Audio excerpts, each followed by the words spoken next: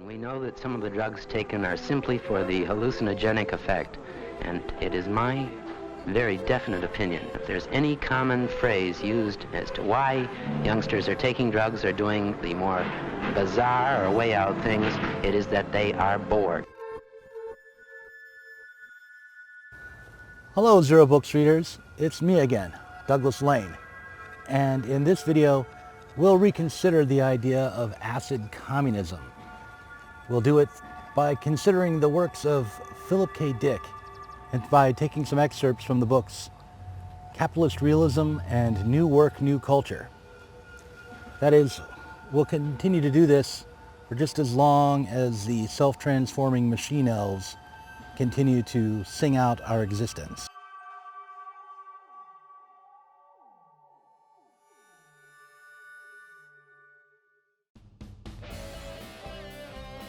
Back in the 90s, the psychedelic researcher Terence McKenna proposed that we were being offered a choice. History would either end in a conflagration, or it would end with a different sort of explosion. History might end with the destruction of abstract or conceptual categories and boundaries. These boundaries would burn up, not in an atomic blast, but in a psychedelic revelation. However, it's worth noting that McKenna branded this alternative or psychedelic apocalypse as an archaic revival.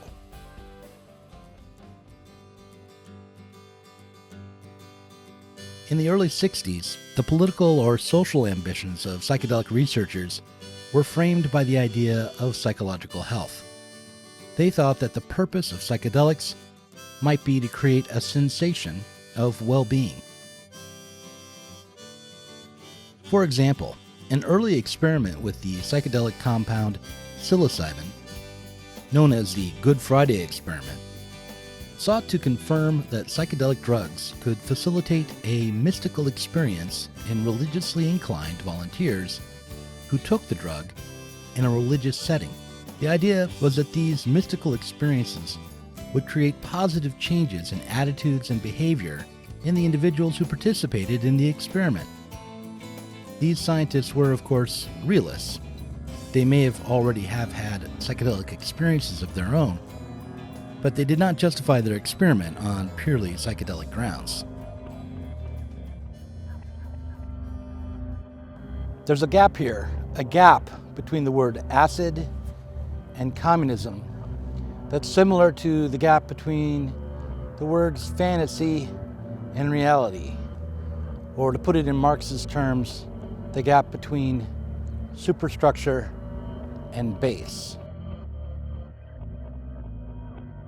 If the researchers behind the Good Friday experiment had been more purely psychedelic, they might have been more ambitious. They might have asserted that the mystical experiences brought on by psychedelics had the potential to not only change the behavior and attitudes of the individuals involved, but further could conceivably change the substrate, the reality that was the source of those experiences.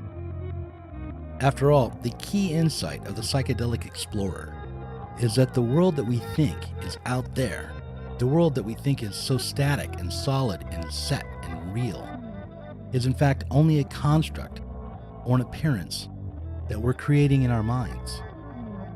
The radical move that the acid head can't help but make is precisely what Terence McKenna so often spoke about. That is, the psychedelic warrior can't help but erase this division between fantasy and reality. He can't help but bridge the gap between what is inside and what is outside. Back in the 90s, I encountered the Cybernetic Cultural Research Unit, an organization that Mark Fisher was a part of, when I picked up this book, The Most Radical Gesture by Sadie Plant. This was published in 1992, which was right around the time that I discovered the Situationist International. In fact, that is how I found out about the Situationist International. And around that time when I was reading all those books, I was also reading the works of Philip K. Dick. But it was when I was a young man that the ideas of the Situationist International, this idea that society was a spectacle, merely an illusion cast by, let's say, the ruling class or by capital that holds back people from fully participating in their own lives and in creating history. I was reading that. At the same time, I was reading Philip K. Dick explain that the Holy Roman Empire had never ended, and that we were living in a black iron prison, and that the reality that we saw in front of our eyes was merely a screen, a facade, and that the true reality was this black iron prison. And, I didn't take all of that completely seriously, but if you add in some psychedelic drugs, that paranoid fusion of Guy Debord and Philip K. Dick was certainly a heady mixture that influenced the way I thought for probably years. It influenced the way I thought and also influenced what I thought the aim of radical politics should be. And what I thought the aim should be was to strip away the socially constructed limits and oppressive apparatuses and to find what was human and true underneath. I mean, I was sophisticated enough to know that I shouldn't be an advocate of simple naturalism, but nonetheless, what I thought was that society had gone wrong and we needed to strip it away and find what was authentic and true underneath. This also brings to mind a story from the time I remember asking or begging a ride from my friend Jim Ferris after work. I'd been working at a public interest research group going door to door for the environment. And I was high as a kite driving home with Jim Ferris, and we ended up driving all around Portland. We got lost trying to drive me from southeast Portland to southwest Portland over the Hawthorne Bridge. I mean, it was not. Taking that trip over the Hawthorne Bridge shouldn't have been a problem. We kept passing the Space Room Lounge, which is this bar on Hawthorne, and we were driving just sort of all over the place, and eventually we ended up out by the airport. And the whole time we were driving, Jim and I kept discussing, we were talking about crazy stuff like, maybe like Guy Debord, but also like Whitley Strieber and this idea of missing time. And we ended up getting so turned around that we were sure that, we almost managed to convince ourselves anyway, that we were experiencing some missing time there, and that we had been moved around without our consent maybe. But the most important thing was that we discussed the idea that reality was fragmented, that reality was something that we created sort of retroactively through our psychology, that we took all these disparate experiences and then tried to arrange them in some sort of sensible order so that they made up a story about our life and or our lives. And I remember thinking, and I think I told Jim, or tried to, that politics should be about giving people the ability to rearrange reality. That was the aim, to give people the power to fit the pieces of their lives together in a new way. And that would, in itself, change the world. This is something that if you're sufficiently stoned, you might believe in.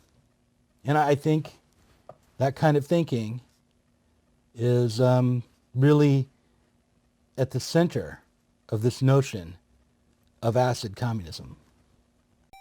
I think this story about getting high and getting lost, this anecdote about how my friend and I managed to convince each other that we were experiencing missing time, points to something more than our propensity to let our overactive imaginations run away with us.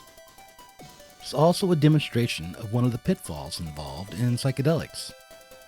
a philosophical error that I think we're all perhaps preconditioned to make.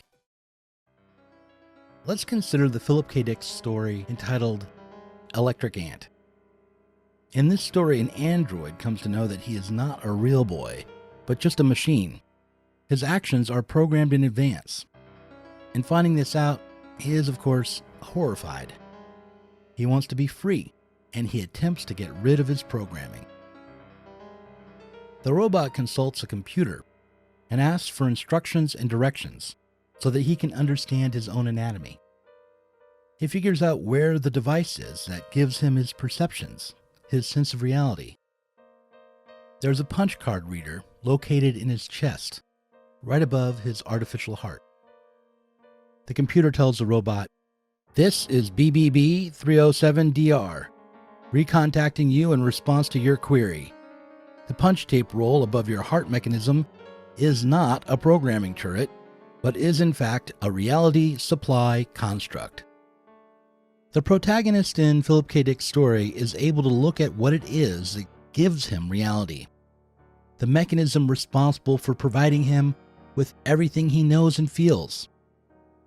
And again, he's devastated by this because he realizes that everything he thinks he sees is really an image stored on a punch card.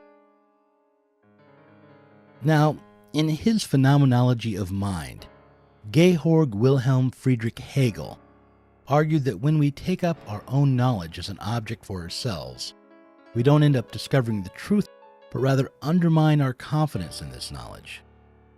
We find that our knowledge has nothing supporting it. We ourselves, as the subjects who supposedly know the world, drift away from ourselves. In The Electric Ant, Hegel's problem is acted out in the narrative. Philip K. Dick's robot finds the source of his own knowledge, the punch hole tape in his chest, and he realizes that these holes are themselves merely images produced by holes in a punch tape roll. Neither the punch holes as the robot sees them, nor as they are in themselves, which means how they are in theory, are complete or real. In Philip K. Dick's story, the solution the robot comes up with is to cut the tape. He wants to get beyond the ideas put in his head by the punch tape roll and to see the real world as it actually is in itself. So he removes the pattern, breaks the relationship, erases the boundary between subject and object, in order to arrive at what is really out there.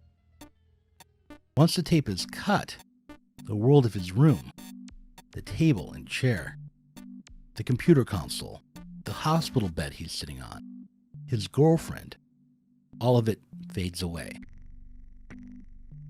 Here are the last few lines of the story, written from the girlfriend's perspective. And then she noticed something. "My hands," she thought. She held them up. The walls of the room, too, had become ill-defined. Maybe if I can fuse the tape ends back together, she thought, but she didn't know how. And already the robot had become a vague blot in the corner of the room. The wind of early morning blew about her. She did not feel it. The winds blew on. In Timothy Leary's book, The Psychedelic Experience, a manual based on the Tibetan Book of the Dead, what I take to be the central Hegelian insight of Philip K. Dick's story, The Electric Ant, is circumvented. The Hegelian insight is that the world springs from this twisted problem of subjectivity and objectivity. We are all of us living in a circumstance wherein the world that we take to be material is subjective and experiential. And conversely, our subjectivity relies on the objectivity of the world. What Timothy Leary offers is a way out of this constitutive relationship. According to Leary, the first step on the way to a proper psychedelic experience is complete transcendence, beyond words, beyond space-time, beyond self.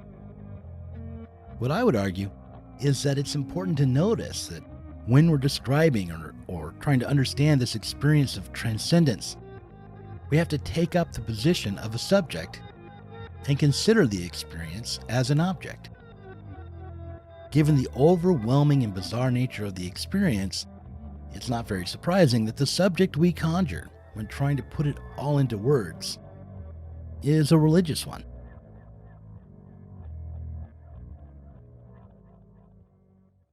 I would say, yeah, it did change my life.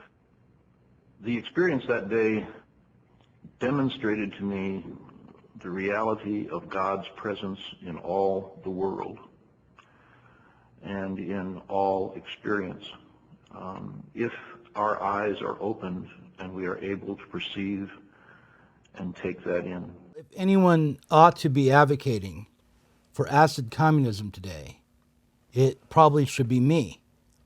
I'm the author of a lot of science fiction stories that really operate on the premise that I think you can find in acid communism. I had a story that I wrote called, originally it was called Noam Chomsky and the Magic Mushroom, but then I changed it. It was called Noam Chomsky and the Timebox. And actually, I thought of the idea originally in 1999, maybe, but it was finally published in 2011 in Inner Zone magazine. And in that story called Noam Chomsky and the Timebox, I'm just gonna, there we go. In that story, the idea was that there was a time traveler who wanted to synthesize or balance out these two different aspects of the left, the mystical, countercultural left, and the new left, the rationalist left. And he was going to orchestrate a meeting between Noam Chomsky and Terence McKenna in the Chicago O'Hare Airport in 1971. This fracture in the left could be healed if they finally talked or if they got it together early enough, Chomsky and McKenna. But even in that story, I think I was getting over it. I think I'd come to a different conclusion. And I'm going to read an excerpt from that story. In my short story, I, the time traveler protagonist, confront Terence McKenna with the truth. He figured that a psychedelic pioneer like McKenna could take time travel in stride, and he did. But what McKenna couldn't understand was what the time traveler told him about the future. I said that I'd come back to save the world. I wanted them to see how far away they were from the root of their problems. They could trip out as much as they wanted, but the multicolored chaos they brought back would either be bleached out with Clorox or slapped on the Clorox bottle as part of a rebranding campaign. In his book, Capitalist Realism, Fisher wrote that over the past 30 years, capitalist realism has successfully installed a business ontology in which it is simply obvious that everything in society, including healthcare and education, should be run as a business. As any number of radical theorists from Brecht to Foucault have maintained, emancipatory politics must always destroy the appearance of a natural order, must reveal what is presented as necessary and inevitable to be a mere contingency, just as it must make what was previously deemed to be impossible seem attainable. However, I want to present what I think is a Marxist objection to Fisher's argument, namely, the privatization of the world under, let's call it neoliberalism, was not merely a subjective choice, but was born out of the relationship we've set up between ourselves and the world. It is a way in which we organize our productive relationships, the relationships that transform the objective world into new forms that meet our needs, that set up the possibility of a neoliberal solution. What this means is that if we're to change our conditions, we can't merely change our minds. We can't merely turn on, tune in, and drop out. Instead, we should develop what Frithjof Bergmann calls a new culture, based on a new kind of work. In his book, he wrote that the alternative to what I'll call capitalist realism is socialism. Socialism is an alternative. That I believe everybody would concede. Liberalism or ecology, not to speak of smaller groups like New Age or voluntary simplicity or Tibetan Buddhism for Americans, none of these are alternatives. They may be wonderful in ways and deserve support. Nonetheless, they are not alternatives. They are ways to manicure the claws of our present system, ways to cushion, to retard, to soften, to put fig leaves into the appropriate places. An alternative must be completely different to that. It must be a replacement, an improvement, a superseding, an arrangement that transcends and surpasses and leaves behind in the dust of the dying past the system we now have.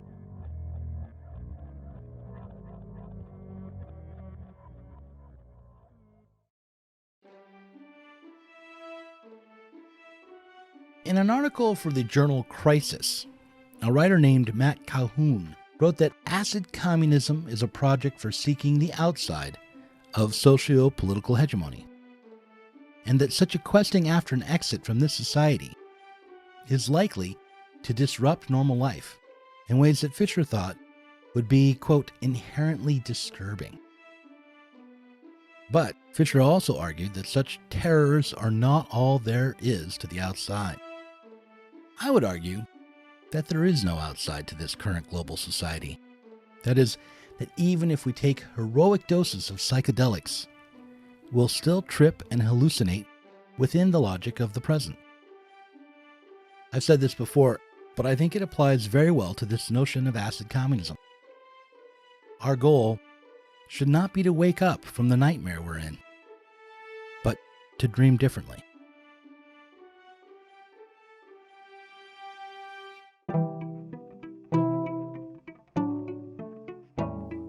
Thanks for watching this Zero Books video. If you enjoyed it, subscribe to this channel and click on the notifications bell so that you'll be alerted whenever we release a new video.